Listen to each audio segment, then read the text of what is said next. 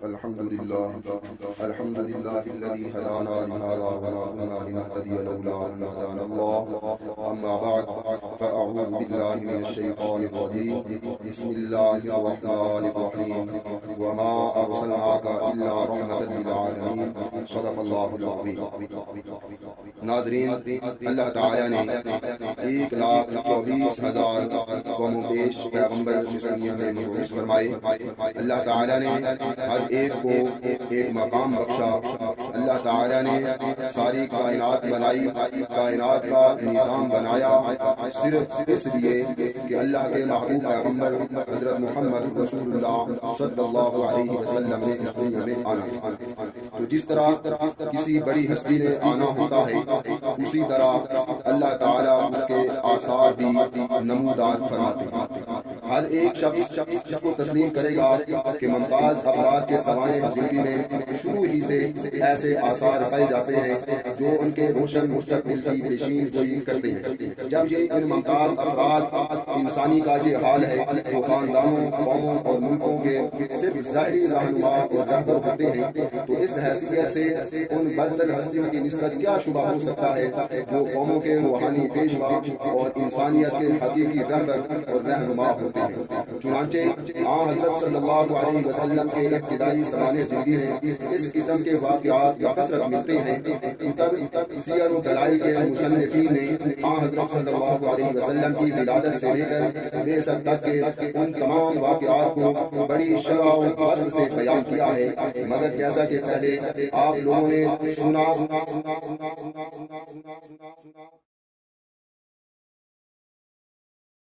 ہمارے لیے ان کا دائرہ بہت تنگ کر دیا.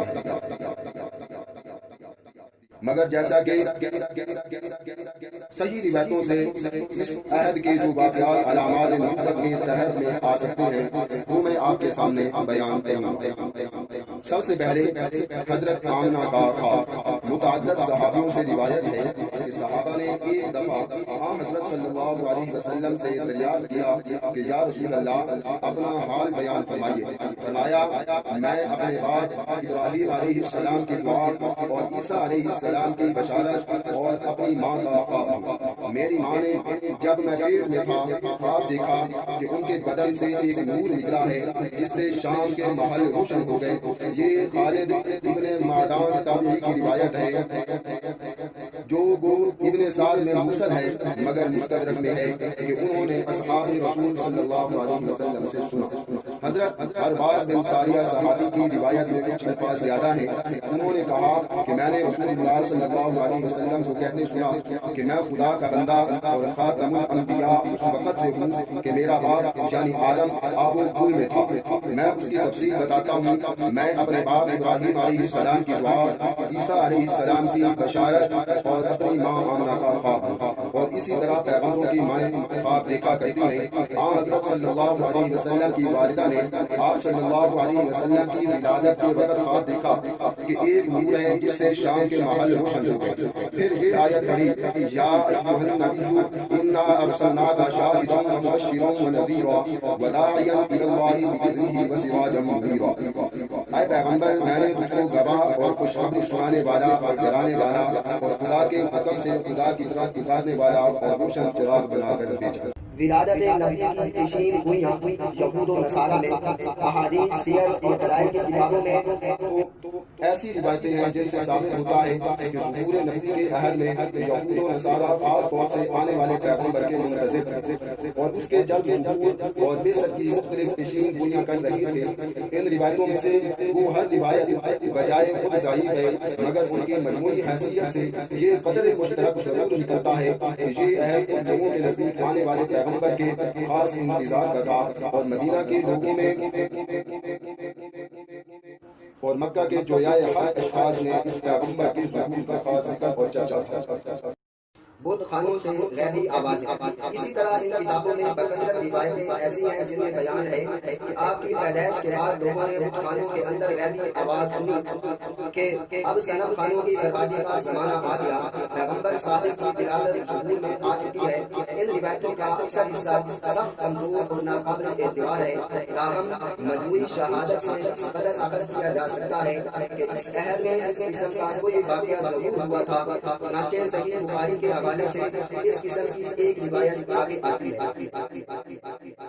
شک صدر تمام ارباب سیر اور بعض محدثین کی روایت کی بنا پر بچپن کے زمانہ میں جب آپ صلی اللہ علیہ وسلم حضرت حلیمہ کے انش پا رہے تھے، شک صدر کا واقعہ پیش آیا۔ اس کے جواب میں آپ صلی اللہ علیہ وسلم نے دو فرشتوں کی آمد اور شک صدر کا واقعہ بیان کیا۔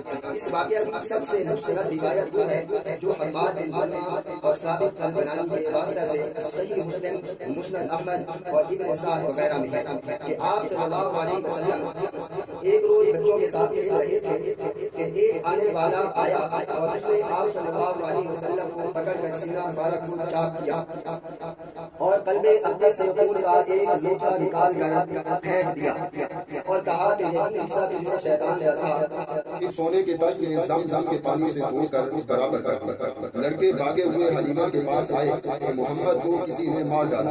حلیمہ آئی تو دیکھا کہ آپ صلی اللہ علیہ وسلم کے چہرہ کا رنگ متغیر ہے۔ حضرت انس رضی اللہ تعالیٰ عنہ کہتے ہیں کہ آپ صلی اللہ علیہ وسلم کے سینہ میں اس زخم کے ٹانکے کے نشان ہم کو نظر آتے تھے۔ مستدرک میں بھی اس قسم کی ایک اور روایت خالد بن معدان سے عتبہ بن ابو سلمہ کے واسطہ سے مذکور ہے۔ مبارک قدم ہونا، روایتوں میں آپ صلی اللہ علیہ وسلم کے مبارک قدم ہونے کے بہت سے واقعات مذکور ہیں، مگر ان میں سے کوئی بطریق صحیح مروی نہیں۔ صرف ایک روایت صحیح طریقہ سے مذکور ہے اور وہ یہ ہے کہ ایک صحابی اپنے باپ سے روایت کرتے ہیں کہ وہ اسلام سے پہلے جاہلیت میں حج کرنے گئے تھے تو انہوں نے دیکھا کہ ایک شخص طواف میں مصروف ہے اور اس کی زبان پر شیر دعا ہے، جس کا ترجمہ یہ ہے: اے میرے پروردگار، میرے سوار محمد کو واپس بھیج اور مجھ پر یہ ایک احسان کر۔ وہ کہتے ہیں کہ میں نے دریافت کیا کہ یہ کون ہے؟ لوگوں نے بتایا کہ یہ کوئی غریب ہے، ان کا ایک انیل گم ہو گیا تھا، انہوں نے اپنے پوتے کو اس کے ڈھونڈنے کے لیے بھیجا ہے اور وہ اب تک لوٹ کر نہیں آیا ہے۔ ان کا یہ پوتا ایسا ہے کہ انہوں نے جس کام کے لیے اس کو بھیجا ہے ان کو کامیابی بھی ہوئی ہے۔ کچھ دیر کے بعد آپ صلی اللہ علیہ وسلم اونٹ لے کر واپس آتے نظر آئے۔ عبد المطلب نے سینہ سے لگا دیا۔ بے صبری میں آپ صلی اللہ علیہ وسلم کا غش کھا کر آپ صلی اللہ علیہ وسلم بچہ تھے۔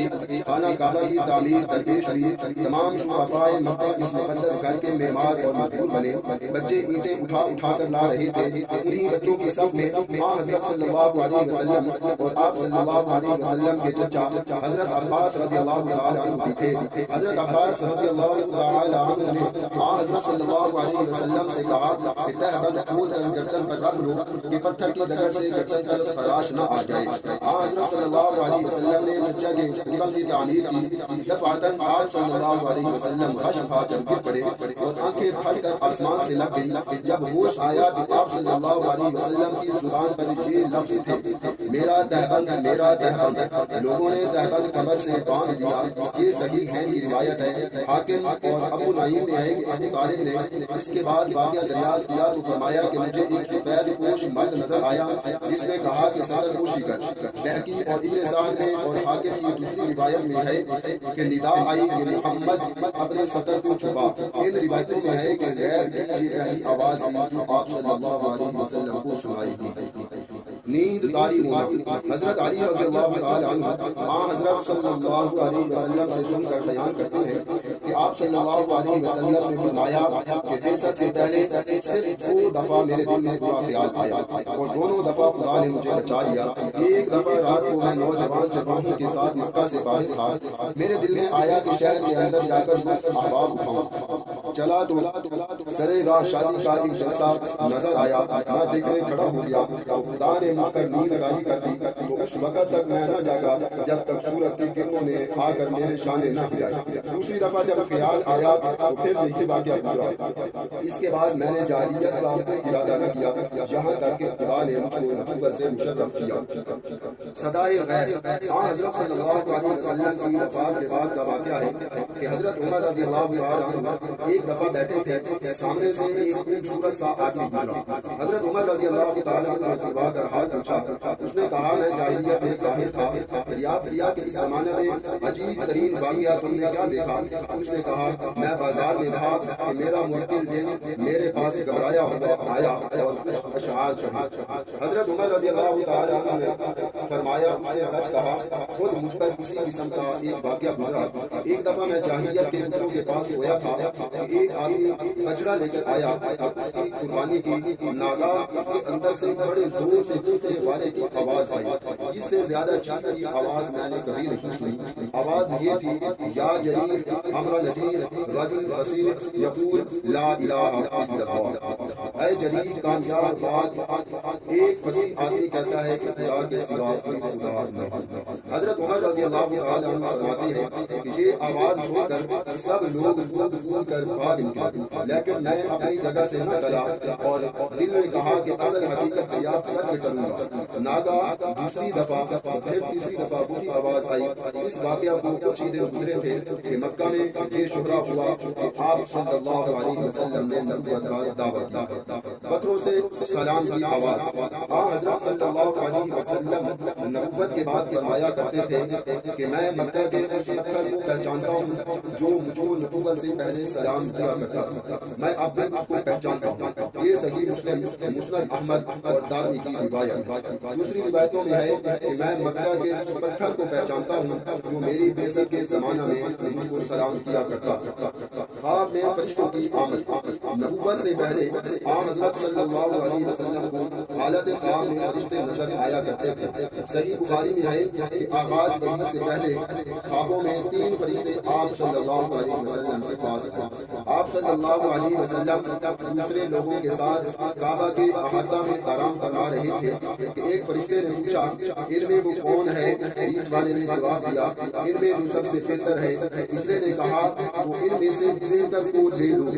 اس کے بعد وہ لوگ اشیاء میں اصل سے مقصود یہ ہے کہ بحکم الہی کبھی کبھی آپ صلی اللہ علیہ وسلم کے فیض و برکت کی قوت اثر سے جمادات، نباتات، حیوانات اور انسانوں میں ایک ایسا انقلاب پیدا ہو گیا جس کی بنا پر اشیاء سے ان کے فطرت کے معقول یا ان کے معمول کے برخلاف افعال، حرکات اور اثرات رونما ہوئے۔ اس قسم کے معجزات حضرت موسیٰ علیہ السلام کی سیرت میں زیادہ نمایاں ہیں۔ مثلاً پانی کا خون ہو جانا، عصا کا سانپ بن جانا، ہتھیلی کا چمکنے لگنا، عصا کی زد سے دریا کا خشک ہو جانا، چٹان سے پانی بہنے لگنا اور کھانے سے دشمن کا شکست کھانا۔ حضرت صلی اللہ علیہ وسلم کو بھی یہ نشانیاں ملی تھیں جن میں سب سے مستند معجزہ شق القمر ہے جس کی تفسیر دلائل قرآن کے ضمن میں آ چکی ہے۔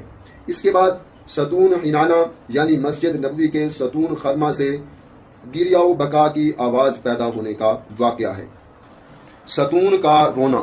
مسجد نبوی میں پہلے ممبر نہ تھا۔ مسجد میں خرمے کے تنے کا ایک ستون تھا۔ آپ صلی اللہ علیہ وسلم اس سے ٹیک لگا کر خطبہ دیا کرتے تھے۔ ممبر تیار ہوا تو آپ صلی اللہ علیہ وسلم نے اس پر کھڑے ہو کر جمعہ کا خطبہ دینا شروع کیا تو دفعتاً اس ستون سے بچوں کی طرح رونے کی آواز آنے لگی۔ بعض روایتوں میں ہے کہ اونٹنیوں کی طرح بل بلانے کی آواز آئی۔ یہ حاضرین کے اختلاف مذاق کی بنا پر رونے کی مختلف تشبیہیں ہیں۔ راویوں کا مشترک مقصود یہ ہے کہ درد فراق سے اس سے جزا و فضا کی آواز سنائی دینے لگی۔ یہ دیکھ کر آن حضرت صلی اللہ علیہ وسلم ممبر سے اتر کر آئے اور ستون پر تسکین کے لیے ہاتھ پھیرا اور اس کو سینہ سے لگایا تو آواز بند ہو گئی۔ آپ صلی اللہ علیہ وسلم نے فرمایا کہ اس کا رونا اس بنا پر تھا کہ یہ پہلے خدا کا ذکر سنا کرتا تھا۔ یہ واقعہ حدیث و سیر کی کتابوں میں 11 مختلف صحابیوں سے منقول ہے۔ ممبر کا ہلنے لگنا۔ ایک دفعہ آن حضرت صلی اللہ علیہ وسلم ممبر پر خطبہ دے رہے تھے۔ جلال و کبریائے الہی کا بیان تھا۔ آپ صلی اللہ علیہ وسلم خود بخود متاثر تھے۔ حضرت ابن عمر رضی اللہ تعالی عنہما فرماتے ہیں کہ میں نے دیکھا تو آپ صلی اللہ علیہ وسلم داہنے بائیں ہل رہے تھے اور نیچے سے ممبر اس زور سے ہل رہا ہے کہ مجھے ڈر ہوا کہ آپ صلی اللہ علیہ وسلم کو لے کر نہ گر پڑے۔ چٹان کا پارا پارا ہو جانا۔ غزوہ خندق میں تمام صحابہ مل کر مدینہ کے چاروں طرف دشمنوں سے بچنے کے لیے خندق کھود رہے تھے۔ اتفاق سے ایک جگہ ایک بہت سخت چٹان نکل آئی۔ لوگوں نے ہر چند اس کو توڑنا چاہا مگر وہ نہ ٹوٹی۔ کدالیاں اس پر پڑ پڑ کر کراچٹ جاتی تھیں۔ آخر لوگوں نے حضرت صلی اللہ علیہ وسلم کی خدمت میں آ کر صورتحال عرض کی۔ آپ صلی اللہ علیہ وسلم اٹھ کر خود تشریف لائے اور کدالی ہاتھ میں لے کر ایک ضرب لگائی تو وہ چٹان ریگ ہو کر چور چور ہو گئی۔ درختوں اور پہاڑوں سے سلام کی آواز۔ حضرت علی رضی اللہ تعالیٰ عنہ فرماتے ہیں کہ ایک دفعہ میں حضرت صلی اللہ علیہ وسلم کے ساتھ مکہ میں ایک طرف کو نکلا تو میں نے دیکھا کہ جو پہاڑ اور درخت بھی سامنے آتا ہے اس سے السلام یا رسول اللہ کی آواز آتی ہے اور میں ان کو سن رہا تھا۔ پہاڑ کا ہلنا۔ صحیح بخاری میں ہے کہ ایک دن آپ صلی اللہ علیہ وسلم اور آپ صلی اللہ علیہ وسلم کے ساتھ حضرت ابو بکر صدیق رضی اللہ تعالی عنہ، حضرت عمر رضی اللہ تعالی عنہ اور حضرت عثمان رضی اللہ تعالی عنہ، اور صحیح مسلم میں ہے کہ حضرت علی رضی اللہ تعالی عنہ اور حضرت طلحہ رضی اللہ تعالی عنہ اور حضرت زبیر رضی اللہ تعالی عنہ بھی تھے۔ ایک پہاڑ پر چڑھے، پہاڑ جنبش کرنے لگا۔ آپ صلی اللہ علیہ وسلم نے پہاڑ کو پائے مبارک سے ٹھوکر مار کر فرمایا، ٹھہر جا کہ تیری پشت پر اس وقت پیغمبر یا صدیق یا شہید۔ الحمد لله الذي هدانا لهذا وما كنا لنهتدي لولا أن هدانا الله. أما بعد فأعوذ بالله من الشيطان الرجيم. بسم الله الرحمن الرحيم. وما أرسلناك إلا رحمة للعالمين. صدق الله العظيم. ناظرین، اللہ تعالیٰ نے 1,24,000 قوم و بیش پیغمبر اس دنیا میں مبعوث فرمائے۔ اللہ تعالیٰ نے ہر ایک کو ایک مقام بخشا۔ اللہ تعالیٰ نے ساری کائنات بنائی، کائنات کا نظام بنایا صرف اس لیے کہ اللہ کے محبوب پیغمبر حضرت محمد رسول اللہ صلی اللہ علیہ وسلم نے اس دنیا میں آنا۔ تو جس طرح کسی بڑی ہستی نے آنا ہوتا ہے اسی طرح اللہ تعالیٰ اس کے آثار بھی نمودار فرماتے ہیں۔ ہر ایک شخص کو تسلیم کرے گا کہ ممتاز افراد کے سوانح زندگی میں شروع ہی سے ایسے آثار پائے جاتے ہیں جو ان کے روشن مستقبل کی پیشین گوئی کرتے ہیں۔ جب یہ ان ممتاز افراد انسانی کا یہ حال ہے تو خاندانوں، قوموں اور ملکوں کے صرف ظاہری رہنما اور رہبر ہوتے ہیں، تو اس حیثیت سے ان برتر ہستیوں کی نسبت کیا شبہ ہو سکتا ہے جو قوموں کے روحانی پیشوا اور انسانیت کے حقیقی رہبر اور رہنما ہوتے ہیں۔ چنانچہ حضرت صلی اللہ علیہ وسلم کے ابتدائی سوانح زندگی میں اس قسم کے واقعات بکثرت ملتے ہیں۔ تب سیر و دلائل کے مصنفین نے حضرت صلی اللہ علیہ وسلم کی ولادت سے لے کر بعثت تک کے ان تمام واقعات کو بڑی شرح و فصل سے بیان کیا ہے، مگر جیسا کہ پہلے آپ لوگوں نے سنا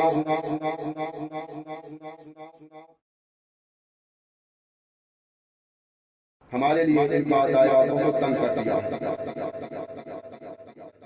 مگر جیسا کہ صحیح روایتوں سے اس عہد کے جو واقعات علامات نبوت کے تحت میں آ سکتے ہیں وہ میں آپ کے سامنے بیان کروں گا۔ سب سے پہلے حضرت آمنہ کا خواب۔ متعدد صحابیوں سے روایت ہے کہ صحابہ نے ایک دفعہ حضرت صلی اللہ علیہ وسلم سے دریافت کیا کہ یا رسول اللہ اپنا حال بیان فرمائیے۔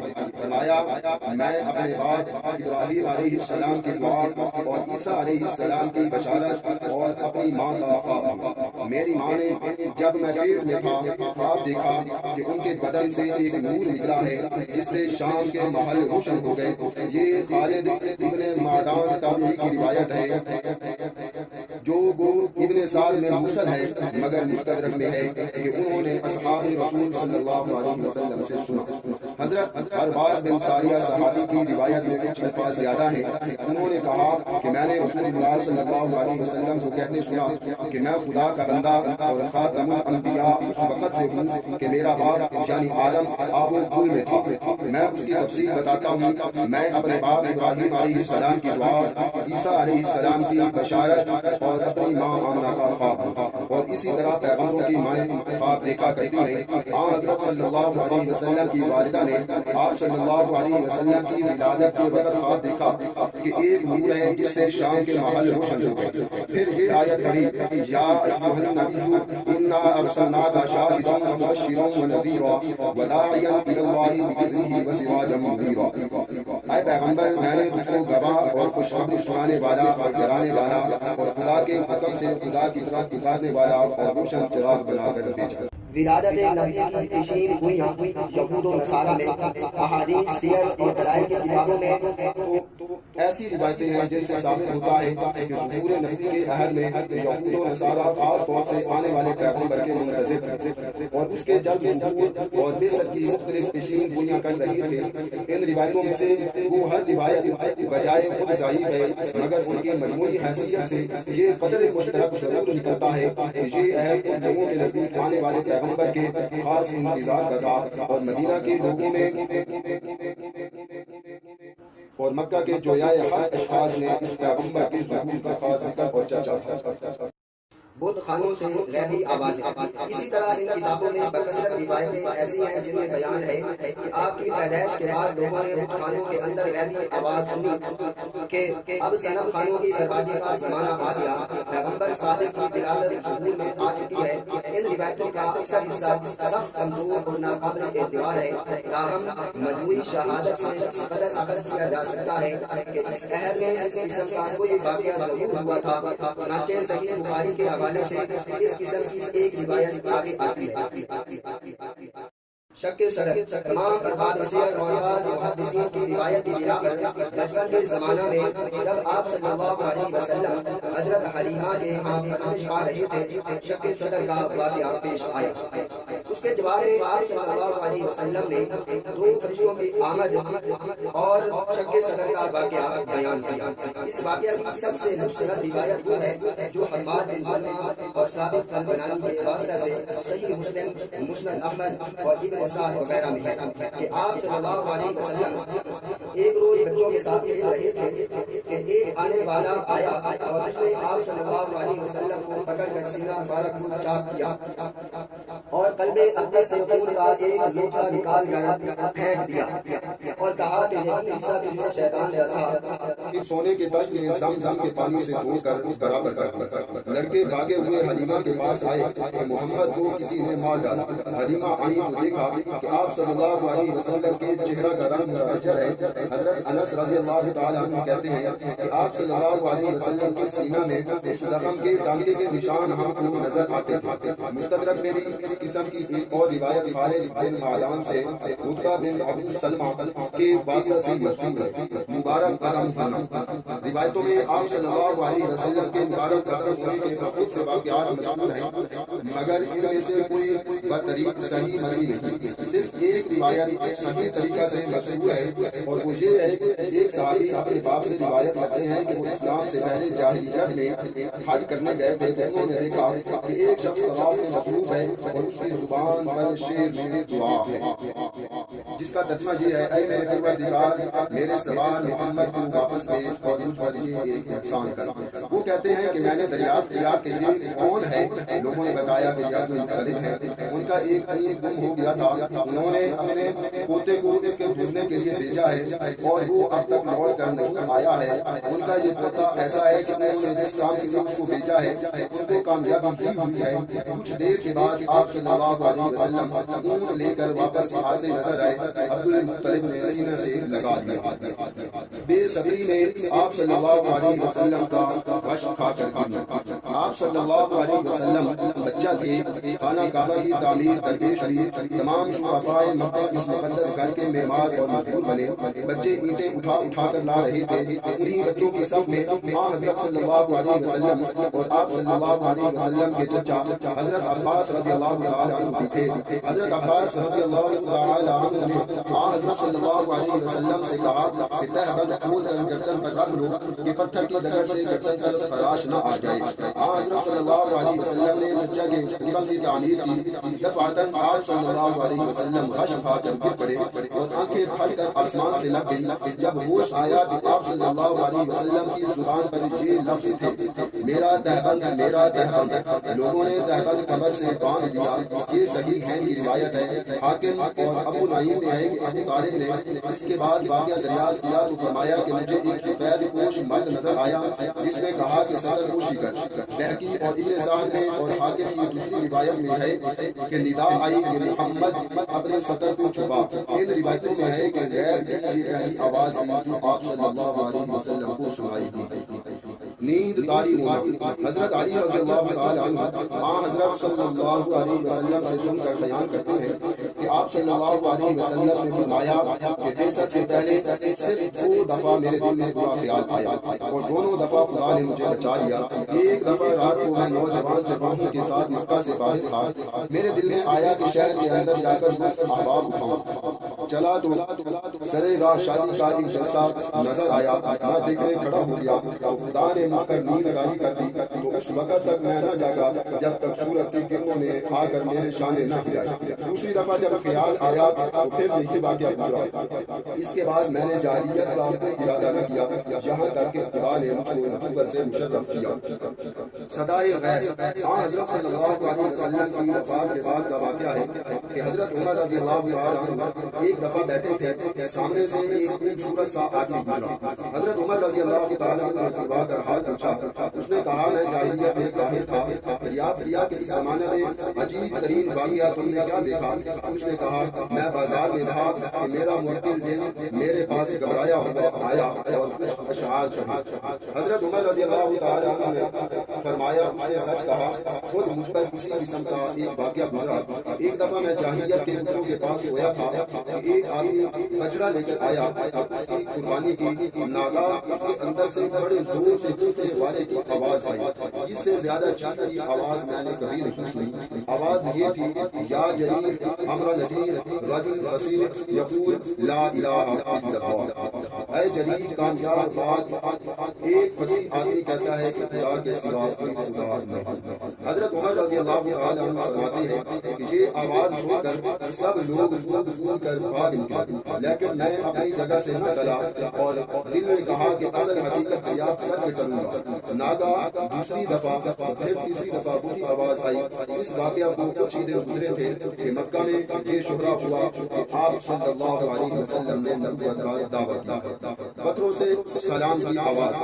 حضرت صلی اللہ علیہ وسلم نبوت کے بعد فرمایا کرتے تھے کہ میں مکہ کے اس پتھر کو پہچانتا ہوں جو مجھے نبوت سے پہلے سلام کیا کرتا تھا. میں اب بھی اس کو پہچانتا ہوں. یہ صحیح مسلم مسند احمد اور دارمی کی روایت. دوسری روایتوں میں ہے کہ میں مکہ کے اس پتھر کو پہچانتا ہوں جو میری بعثت کے زمانہ میں مجھ کو سلام کیا کرتا. خواب میں فرشتوں کی آمد. نبوت سے پہلے حضرت صلی اللہ علیہ وسلم کو حالت خواب میں فرشتے نظر آیا کرتے تھے. صحیح بخاری میں ہے کہ آغاز وحی سے پہلے خوابوں میں 3 فرشتے آپ صلی اللہ علیہ وسلم کے پاس تھے. آپ صلی اللہ علیہ وسلم دوسرے لوگوں کے ساتھ کعبہ کے احاطہ میں آرام فرما رہے تھے کہ ایک فرشتے نے پوچھا ان میں وہ کون ہے. بیچ والے نے جواب دیا ان میں جو سب سے بہتر ہے. تیسرے نے کہا وہ ان میں سے بہتر کو لے لو. اس کے بعد وہ لوگ اشیاء میں اصل سے مطلب یہ ہے کہ بحکم الہی کبھی کبھی آپ صلی اللہ علیہ وسلم کے خیر و برکت کی قوت اثر سے جمادات نباتات حیوانات اور انسانوں میں ایک ایسا انقلاب پیدا ہو گیا جس کی بنا پر اشیاء سے ان کے فطرت کے ماحول یا ان کے معمول کے برخلاف فعال حرکات و اثرات ہوا.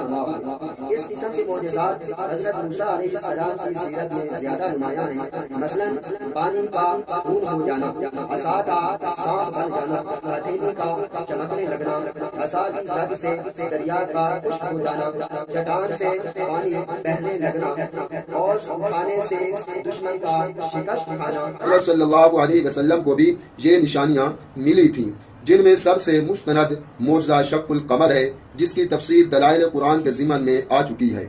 اس کے بعد ستون حنانہ یعنی مسجد نبوی کے ستون خرمہ سے گریہ و بکا کی آواز پیدا ہونے کا واقعہ ہے. ستون کا رونا. مسجد نبوی میں پہلے منبر نہ تھا، مسجد میں خرمے کے تنے کا ایک ستون تھا، آپ صلی اللہ علیہ وسلم اس سے ٹیک لگا کر خطبہ دیا کرتے تھے۔ منبر تیار ہوا تو آپ صلی اللہ علیہ وسلم نے اس پر کھڑے ہو کر جمعہ کا خطبہ دینا شروع کیا تو دفعتاً اس ستون سے بچوں کی طرح رونے کی آواز آنے لگی۔ بعض روایتوں میں ہے کہ اونٹنیوں کی طرح بل بلانے کی آواز آئی۔ یہ حاضرین کے اختلاف مزاج کی بنا پر رونے کی مختلف تشریحیں ہیں۔ راویوں کا مشترک مقصود یہ ہے کہ درد فراق سے اس سے جزا و فضا کی آواز سنائی دینے لگی۔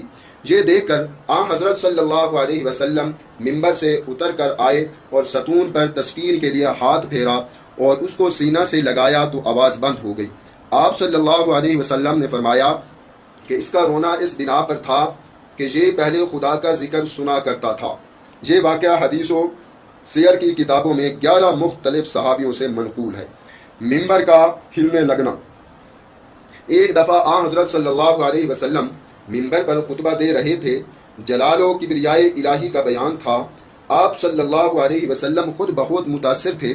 حضرت ابن عمر رضی اللہ تعالی عنہما فرماتے ہیں کہ میں نے دیکھا تو آپ صلی اللہ علیہ وسلم داہنے بائیں ہل رہے تھے اور نیچے سے منبر اس زور سے ہل رہا ہے کہ مجھے ڈر ہوا کہ آپ صلی اللہ علیہ وسلم کو لے کر نہ گر پڑے۔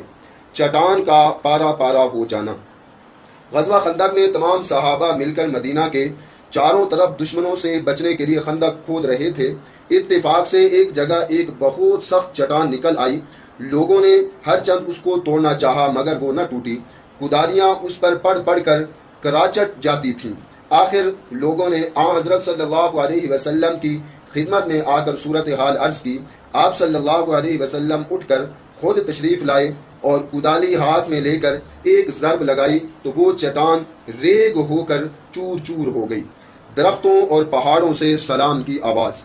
حضرت علی رضی اللہ تعالی عنہ فرماتے ہیں کہ ایک دفعہ میں حضرت صلی اللہ علیہ وسلم کے ساتھ مکہ میں ایک طرف کو نکلا تو میں نے دیکھا کہ جو پہاڑ اور درخت بھی سامنے آتا ہے اس سے السلام یا رسول اللہ کی آواز آتی ہے اور میں ان کو سن رہا تھا۔ پہاڑ کا ہلنا۔ صحیح بخاری میں ہے کہ ایک دن آپ صلی اللہ علیہ وسلم اور آپ صلی اللہ علیہ وسلم کے ساتھ حضرت ابو بکر صدیق رضی اللہ تعالی عنہ، حضرت عمر رضی اللہ تعالی عنہ اور حضرت عثمان رضی اللہ تعالی عنہ، اور صحیح مسلم میں ہے کہ حضرت علی رضی اللہ تعالی عنہ اور حضرت طلحہ رضی اللہ تعالی عنہ اور حضرت زبیر رضی اللہ تعالی عنہ بھی تھے۔ ایک پہاڑ پر چڑھے، پہاڑ جنبش کرنے لگا۔ آپ صلی اللہ علیہ وسلم نے پہاڑ کو پائے مبارک سے ٹھوکر مار کر فرمایا، ٹھہر جا کہ تیری پشت پر اس وقت پیغمبر یا صدیق یا شہید۔ الحمد لله الذي هدانا لهذا وما كنا لنهتدي لولا أن هدانا الله. أما بعد فأعوذ بالله من الشيطان الرجيم. بسم الله الرحمن الرحيم. وما أرسلناك إلا رحمة للعالمين. صدق الله العظيم.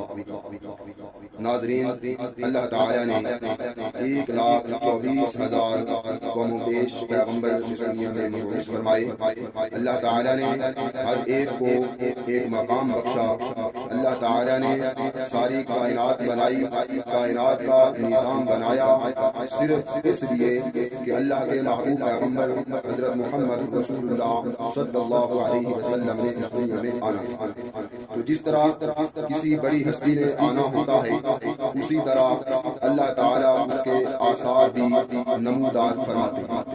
ہر ایک شخص کو تسلیم کرے گا کہ ممتاز افراد کے سوانح زندگی میں شروع ہی سے ایسے آثار پائے جاتے ہیں جو ان کے روشن مستقبل کی پیشین گوئی کرتے ہیں۔ جب یہ ان ممتاز افراد انسانی کا یہ حال ہے تو خاندانوں، قوموں اور ملکوں کے صرف ظاہری رہنما اور رہبر ہوتے ہیں، تو اس حیثیت سے ان برتر ہستیوں کی نسبت کیا شبہ ہو سکتا ہے جو قوموں کے روحانی پیشوا اور انسانیت کے حقیقی رہبر اور رہنما ہوتے ہیں۔ چنانچہ حضرت صلی اللہ علیہ وسلم کے ابتدائی سوانح زندگی میں اس قسم کے واقعات بکثرت ملتے ہیں۔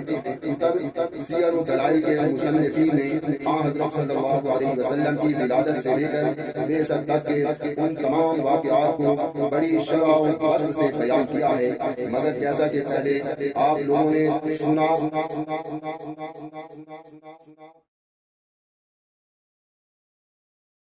ہمارے لیے ان کا دائرہ بہت تنگ کر دیا ہے،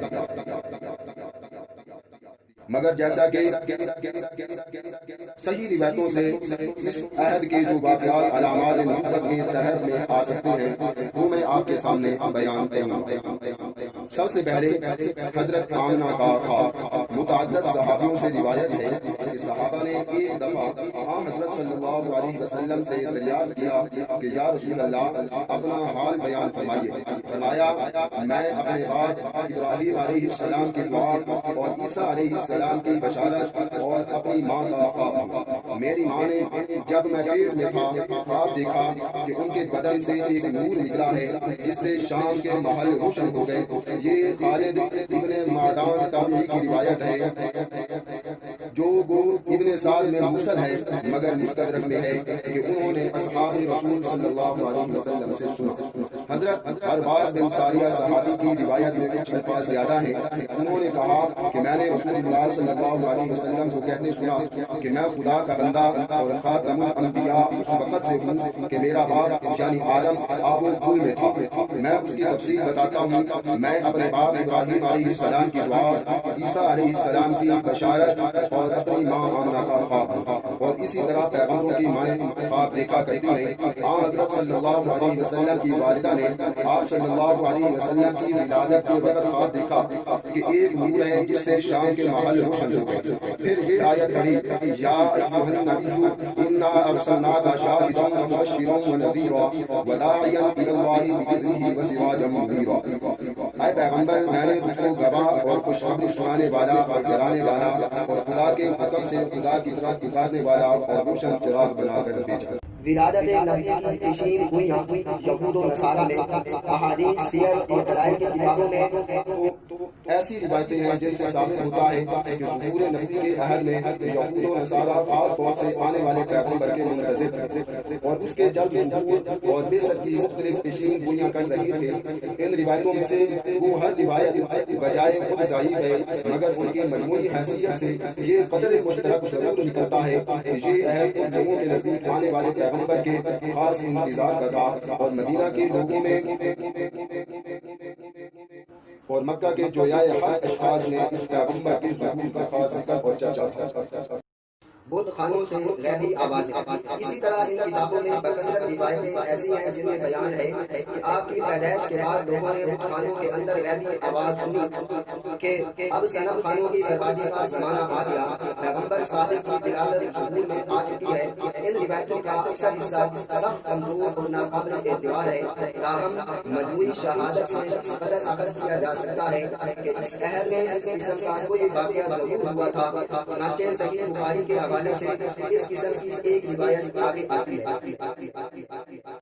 شک صدر تمام ارباب سیر اور بعض محدثین کی روایت کی بنا پر بچپن کے زمانہ میں جب آپ صلی اللہ علیہ وسلم حضرت حلیمہ کے آمش پا رہے تھے، شک صدر کا واقعہ پیش آیا۔ اس کے جواب میں آپ صلی اللہ علیہ وسلم نے دو فرشتوں کی آمد اور شک صدر کا واقعہ بیان کیا۔ اس واقعہ کی سب سے مستند روایت وہ ہے جو حماد بن سلمہ اور ثابت البنانی کے واسطہ سے صحیح مسلم، مسند احمد اور ابن سعد وغیرہ میں ہے کہ آپ صلی اللہ علیہ وسلم ایک روز بچوں کے ساتھ کھیل رہے تھے کہ ایک آنے والا آیا اور اس نے آپ صلی اللہ علیہ وسلم کو پکڑ کر سینہ مبارک کو چاک کیا اور قلب اقدس سے خون کا ایک لوٹا نکال کر پھینک دیا اور کہا کہ یہی حصہ تجھے شیطان کا تھا۔ پھر سونے کے تخت میں زمزم کے پانی سے دھو کر اس برابر کر لڑکے بھاگے ہوئے حلیمہ کے پاس آئے کہ محمد کو کسی نے مار ڈالا۔ حلیمہ آئی تو دیکھا کہ آپ صلی اللہ علیہ وسلم کے چہرہ کا رنگ متغیر ہے۔ حضرت انس رضی اللہ تعالیٰ عنہ کہتے ہیں کہ آپ صلی اللہ علیہ وسلم کے سینہ میں اس زخم کے ٹانکے کے نشان ہم کو نظر آتے تھے۔ مستدرک میں بھی اس قسم کی ایک اور روایت خالد بن معدان سے عتبہ بن عبد سلمہ کے واسطہ سے مذکور ہے۔ مبارک قدم ہونا۔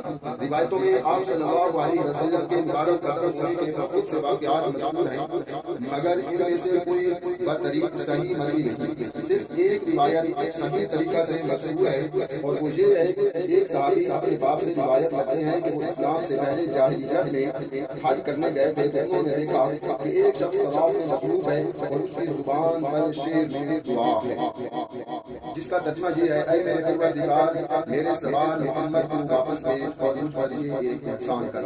وہ کہتے ہیں کہ میں نے دریافت کیا کہ یہ کون ہے؟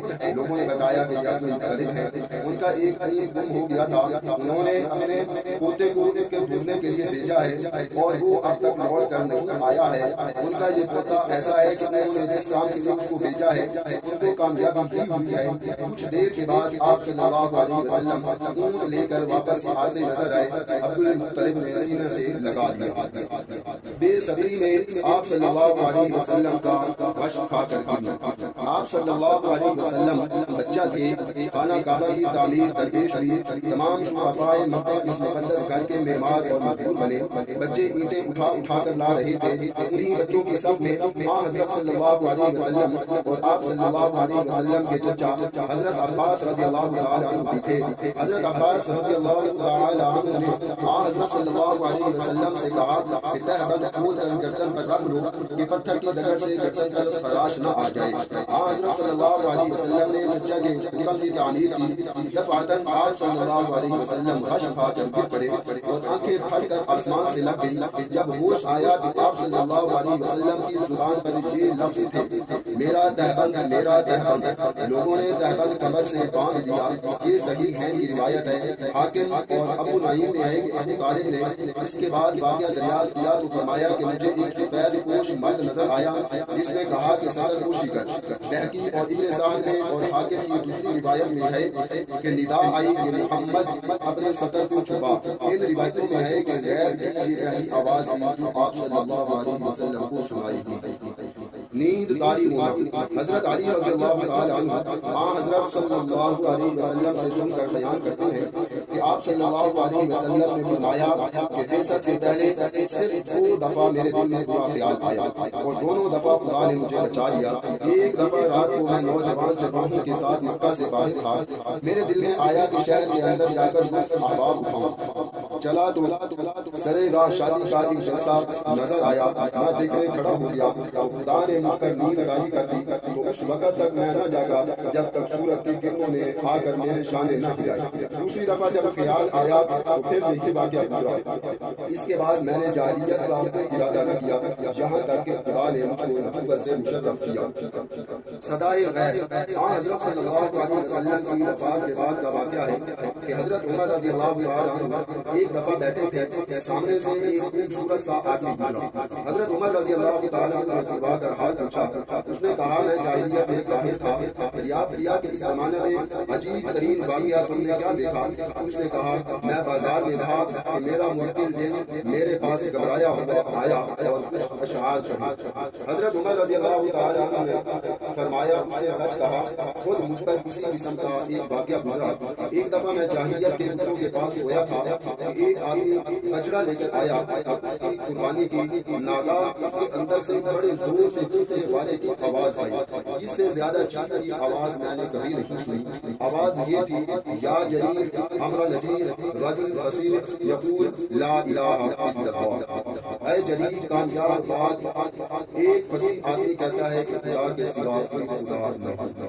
حضرت عمر رضی اللہ تعالی عنہ فرماتے ہیں کہ یہ آواز سن کر سب لوگ سن کر بھاگ نکلے، لیکن میں اپنی جگہ سے نہ چلا اور دل میں کہا کہ اصل حقیقت دریافت کر کے کروں گا۔ ناگاہ دوسری دفعہ پھر تیسری دفعہ وہی آواز آئی۔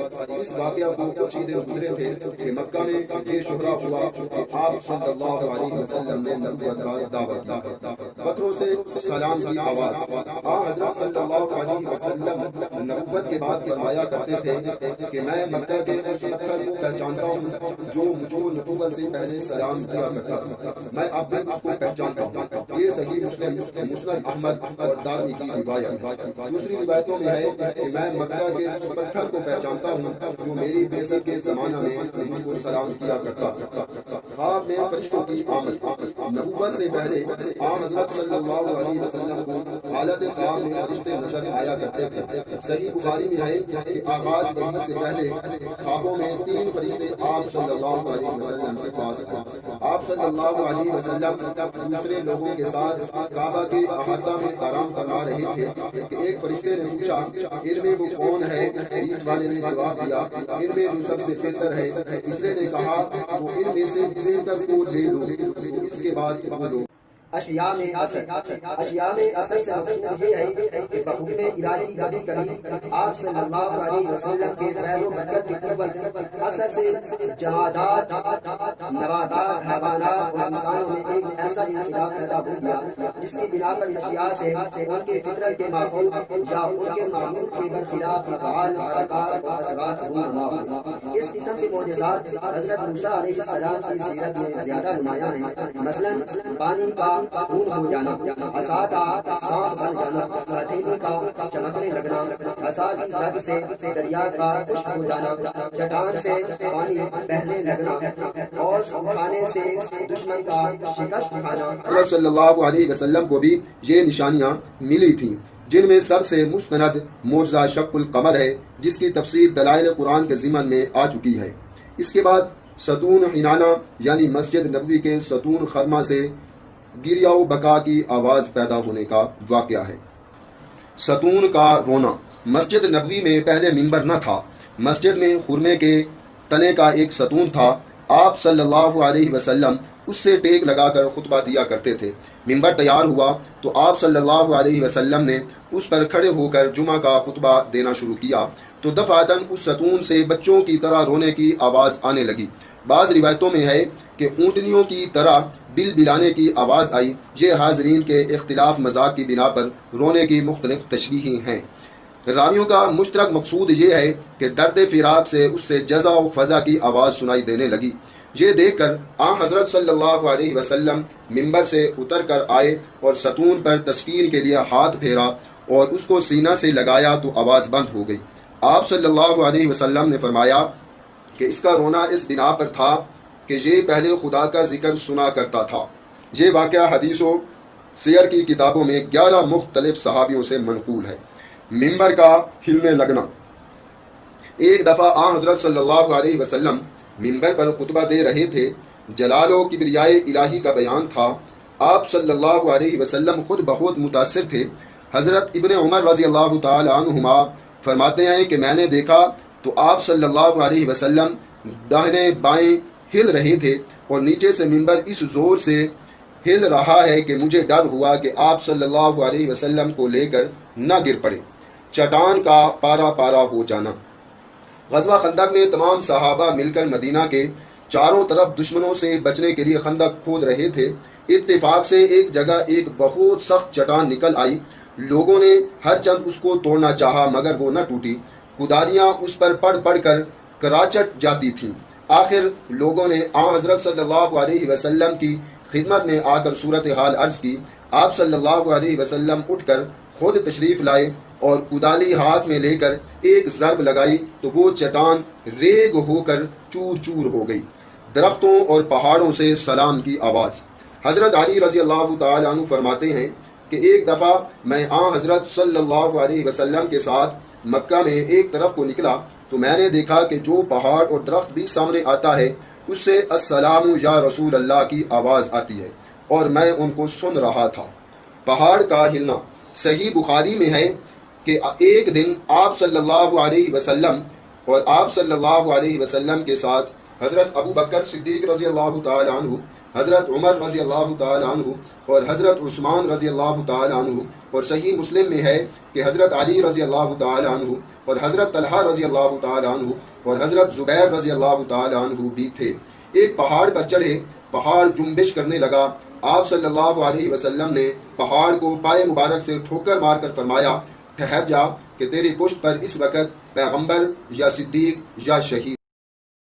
الحمد لله الذي هدانا لهذا وما كنا لنهتدي لولا أن هدانا الله أما بعد فأعوذ بالله من الشيطان الرجيم بسم الله الرحمن الرحيم وما أرسلناك إلا رحمة للعالمين صدق الله العظيم.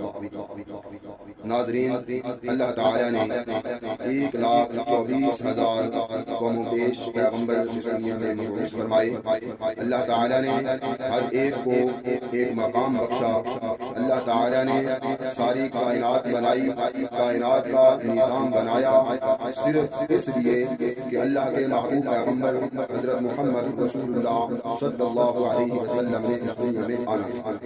تو جس طرح کسی بڑی ہستی نے آنا ہوتا ہے، اسی طرح اللہ تعالیٰ اس کے آثار بھی نمودار فرماتے ہیں. ہر ایک شخص کو تسلیم کرے گا کہ ممتاز افراد کے سوانح زندگی میں شروع ہی سے ایسے آثار پائے جاتے ہیں جو ان کے روشن مستقبل کی پیشین گوئی کرتے ہیں. جب یہ ان ممتاز افراد انسانی کا یہ حال ہے تو خاندانوں، قوموں اور ملکوں کے صرف ظاہری رہنما اور رہبر ہوتے ہیں، تو اس حیثیت سے ان برتر ہستیوں کی نسبت کیا شبہ ہو سکتا ہے جو قوموں کے روحانی پیشوا اور انسانیت کے حقیقی رہبر اور رہنما ہوتے ہیں. چنانچہ حضرت صلی اللہ علیہ وسلم کے ابتدائی سوانح زندگی میں اس قسم کے واقعات بکثرت ملتے ہیں. سیر و دلائل کے مصنفین نے حضرت صلی اللہ علیہ وسلم کی ولادت سے لے کر بعثت تک کے ان تمام واقعات کو بڑی شرح و بسط سے بیان کیا ہے. مگر جیسا کہ پہلے آپ لوگوں نے سنا،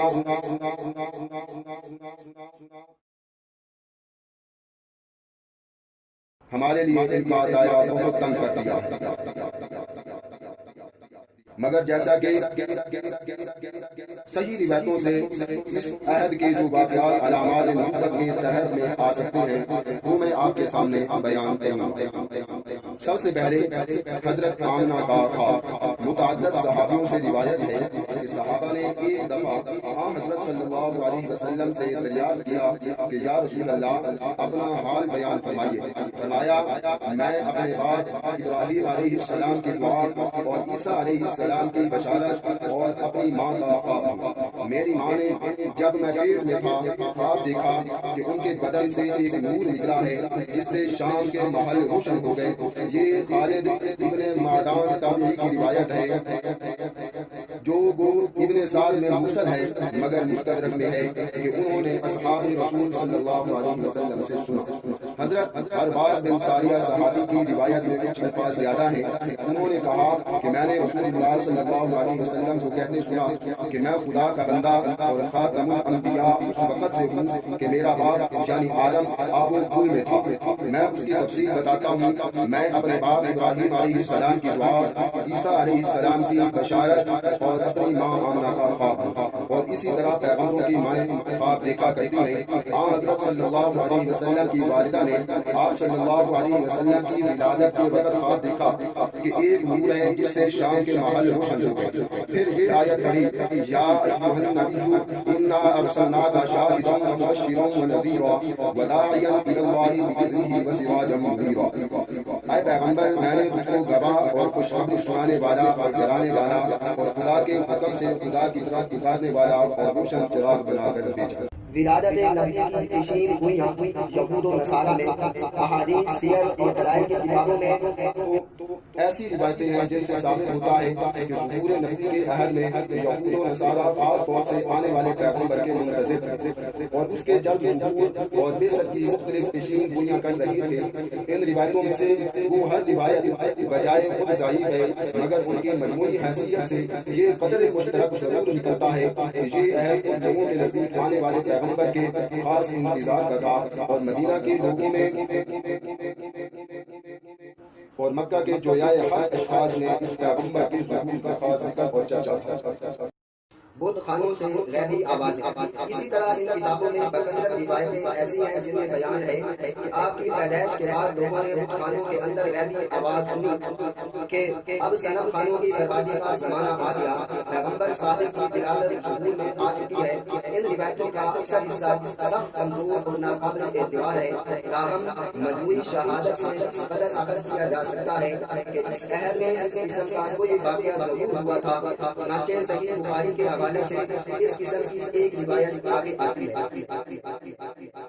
شک صدر تمام ارباب سیر اور بعض محدثین کی روایت کی بنا پر بچپن کے زمانہ میں جب آپ صلی اللہ علیہ وسلم حضرت حلیمہ کے آمش پا رہے تھے، شک صدر کا واقعہ پیش آیا۔ اس کے جواب میں آپ صلی اللہ علیہ وسلم نے دو فرشتوں کی آمد اور شک صدر کا واقعہ بیان کیا۔ اس واقعہ کی سب سے مستند روایت وہ ہے جو حماد بن سلمہ اور ثابت البنانی کے واسطہ سے صحیح مسلم، مسند احمد اور ابن سعد وغیرہ میں ہے کہ آپ صلی اللہ علیہ وسلم ایک روز بچوں کے ساتھ کھیل رہے تھے کہ ایک آنے والا آیا اور اس نے آپ صلی اللہ علیہ وسلم کو پکڑ کر سینہ مبارک کو چاک کیا اور قلب اقدس سے خون کا ایک لوٹا نکال کر پھینک دیا اور کہا کہ یہی حصہ جو شیطان نے تھا۔ پھر سونے کے تاج میں زمزم کے پانی سے دھو کر برابر کر لڑکے بھاگے ہوئے حلیمہ کے پاس آئے کہ محمد کو کسی نے مار ڈالا۔ حلیمہ آئی تو دیکھا کہ آپ صلی اللہ علیہ وسلم کے چہرہ کا رنگ متغیر ہے۔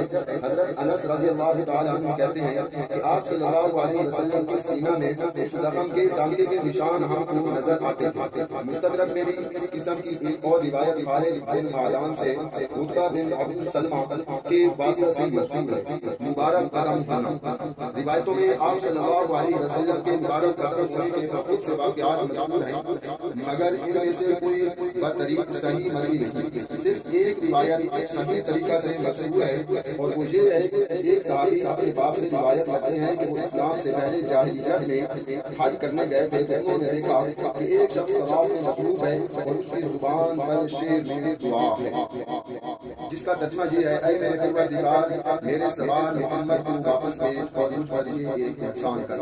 وہ کہتے ہیں کہ میں نے دریافت کیا کہ یہ کون ہے؟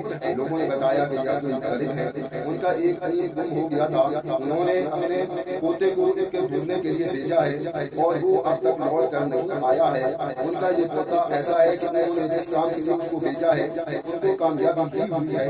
کچھ دیر کے بعد آپ صلی اللہ علیہ وسلم اونٹ لے کر واپس آتے نظر آئے۔ عبد المطلب نے سینہ سے لگا دیا۔ بے صبری میں آپ صلی اللہ علیہ وسلم کا غش کھا کر آپ صلی اللہ علیہ وسلم بچہ تھے۔ خانہ کعبہ کی تعمیر درپیش ہوئی، تمام شرفاء مکہ اس مقدس گھر کے معمار اور مزدور بنے۔ بچے اینٹیں اٹھا کر لا رہے تھے۔ انہی بچوں کی صف میں حضرت صلی اللہ علیہ وسلم اور آپ صلی اللہ علیہ وسلم کے چچا حضرت عباس رضی اللہ تعالی عنہ بھی تھے۔ حضرت عباس رضی اللہ تعالی عنہ نے حضرت صلی اللہ علیہ وسلم سے کہا کہ تہبند کھول کر گردن پر رکھ لو کہ پتھر کی ڈگر سے گردن پر خراش نہ آ جائے۔ حضرت صلی اللہ علیہ وسلم نے چچا کے حکم کی تعمیر کی۔ دفعتاً آپ صلی اللہ علیہ وسلم غش کھا کر گر پڑے اور آنکھیں پھٹ کر آسمان سے لگ گئی۔ جب ہوش آیا تو آپ صلی اللہ علیہ وسلم کی زبان پر یہ لفظ تھے: میرا دہبند، میرا دہبند۔ لوگوں نے دہبند قبر سے باندھ لیا۔ یہ صحیح ہے کی روایت ہے۔ حاکم اور ابو نعیم نے ہے کہ ابو طالب نے اس کے بعد واقعہ دریافت کیا تو فرمایا کہ مجھے ایک سفید پوش مرد نظر آیا جس نے کہا کہ صدر پوشی کر۔ بہقی اور ابن سعد میں اور حاکم کی دوسری روایت میں ہے کہ ندا آئی کہ محمد اپنے سطر کو چھپا۔ ان روایتوں میں ہے کہ غیر کی یہ پہلی آواز تھی جو آپ صلی اللہ علیہ وسلم کو سنائی دی۔ نیند طاری ہونا، حضرت علی رضی اللہ تعالی عنہ حضرت صلی اللہ علیہ وسلم سے سن کر بیان کرتے ہیں کہ آپ صلی اللہ علیہ وسلم نے فرمایا کہ بعثت سے پہلے صرف 2 دفعہ میرے دل میں برا خیال آیا اور دونوں دفعہ خدا نے مجھے بچا لیا۔ ایک دفعہ رات کو میں نوجوان جوانوں کے ساتھ مکہ سے باہر تھا، میرے دل میں آیا کہ شہر کے اندر جا کر میں احباب اٹھاؤں۔ چلا تو سرے راہ شادی کا ایک جلسہ نظر آیا، میں دیکھنے کھڑا ہو گیا تو خدا نے مجھ پر نیند راضی کر دی۔ تو اس وقت تک میں نہ جاگا جب تک سورج کی کرنوں نے آ کر میرے شانے نہ ہلائی۔ دوسری دفعہ جب خیال آیا تو پھر یہی واقعہ پورا۔ اس کے بعد میں نے جاہلیت کا ارادہ نہ کیا یہاں تک کہ خدا نے مجھ کو نبوت سے مشرف کیا۔ صدائے غیر حضرت صلی اللہ علیہ وسلم کی وفات کے بعد کا واقعہ ہے کہ حضرت عمر رضی اللہ عنہ ایک ایک دفعہ بیٹھے تھے، سامنے سے ایک خوبصورت سا آدمی گزرا۔ حضرت عمر رضی اللہ تعالیٰ عنہ کو جھکا کر حال پوچھا۔ اس نے کہا میں جاہلیت میں کافر تھا، دریافت کیا کہ اس زمانے میں عجیب ترین واقعہ تم نے کیا دیکھا؟ اس نے کہا میں بازار میں تھا کہ میرا موکل دن میرے پاس گھبرایا ہوا آیا اور کچھ اشعار پڑھے۔ حضرت عمر رضی اللہ تعالیٰ عنہ نے فرمایا اس نے سچ کہا، خود مجھ پر کسی قسم کا ایک واقعہ گزرا۔ ایک دفعہ میں جاہلیت کے بتوں کے پاس گیا تھا کہ ایک آدمی اجرا لے کر آیا، قربانی کی ناگاہ اس کے اندر سے بڑے زور سے چیخنے والے کی آواز آئی۔ اس سے زیادہ چیخنے کی آواز میں نے کبھی نہیں سنی۔ آواز یہ تھی یا جریر امر نجیر رجل فصیح یقول لا الہ الا اللہ۔ اے جریر کامیاب بات، ایک فصیح آدمی کہتا ہے کہ خدا کے سوا کوئی خدا نہیں۔ حضرت عمر رضی اللہ تعالیٰ عنہ فرماتے ہیں کہ یہ آواز سن کر سب لوگ کھول کر بھاگ نکلے، لیکن میں اپنی جگہ سے نہ چلا اور دل میں کہا کہ اصل حقیقت دریافت کر کے کروں گا۔ ناگاہ دوسری دفعہ پھر تیسری دفعہ وہی آواز آئی۔ اس واقعہ کو کچھ دن گزرے تھے کہ مکہ میں یہ شہرا ہوا کہ آپ صلی اللہ علیہ وسلم نے نبوت کا دعوت دی۔ پتھروں سے سلام کی آواز۔ حضرت صلی اللہ علیہ وسلم نبوت کے بعد فرمایا کرتے تھے کہ میں مکہ کے اس پتھر کو پہچانتا ہوں جو مجھے نبوت سے پہلے سلام دیا کرتا تھا، میں اب بھی اس کو پہچانتا ہوں۔ یہ صحیح مسلم، مسند احمد اور دارمی کی روایت۔ دوسری روایتوں میں ہے کہ میں مکہ کے اس پتھر کو پہچانتا ہوں جو میری بعثت کے زمانہ میں مجھ کو سلام کیا کرتا تھا۔ خواب میں فرشتوں کی آمد۔ نبوت سے پہلے آن حضرت صلی اللہ علیہ وسلم کو حالت خواب میں فرشتے نظر آیا کرتے تھے۔ صحیح بخاری میں ہے کہ آغاز وحی سے پہلے خوابوں میں 3 فرشتے آپ صلی اللہ علیہ وسلم کے پاس تھے۔ آپ صلی اللہ علیہ وسلم دوسرے لوگوں کے ساتھ کعبہ کے احاطہ میں آرام فرما رہے تھے کہ ایک فرشتے نے پوچھا ان میں وہ کون ہے؟ بیچ والے نے جواب دیا ان میں جو سب سے بہتر ہے۔ تیسرے نے کہا وہ ان میں سے کسی تک کو دے دو، اس کے بعد بولو۔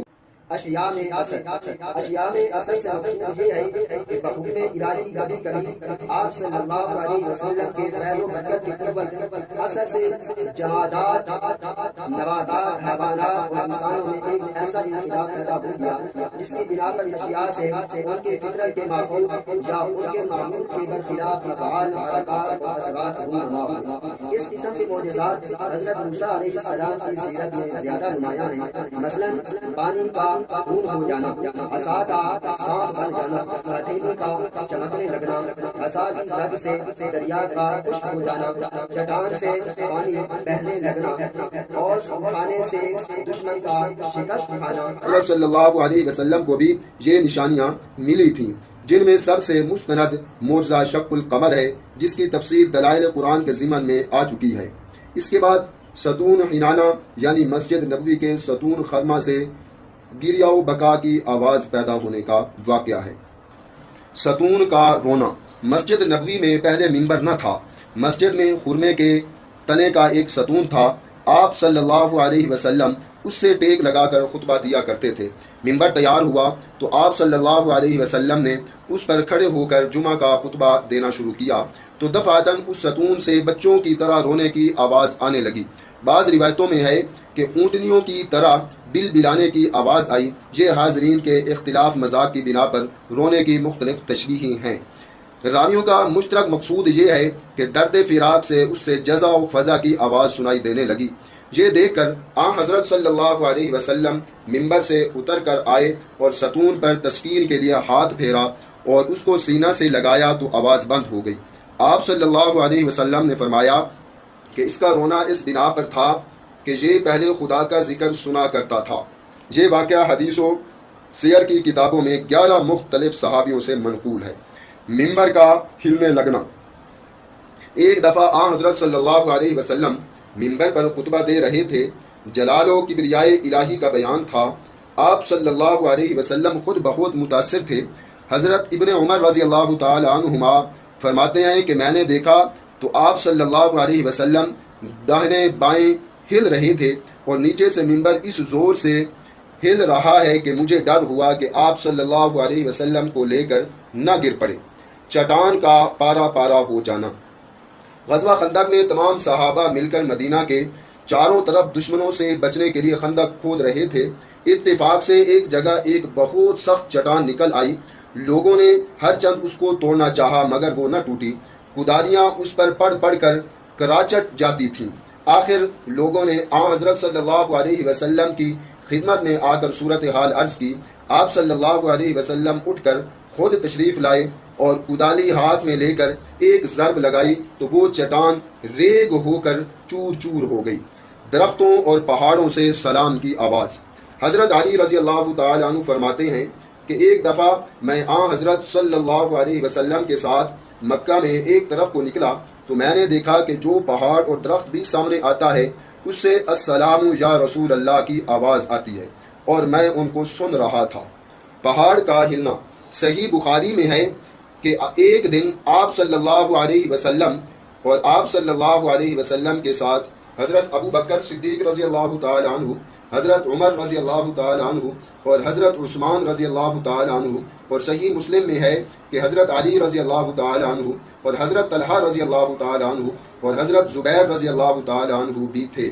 ایک پہاڑ پر چڑھے، پہاڑ جنبش کرنے لگا۔ آپ صلی اللہ علیہ وسلم نے پہاڑ کو پائے مبارک سے ٹھوکر مار کر فرمایا، ٹھہر جا کہ تیری پشت پر اس وقت پیغمبر یا صدیق یا شہید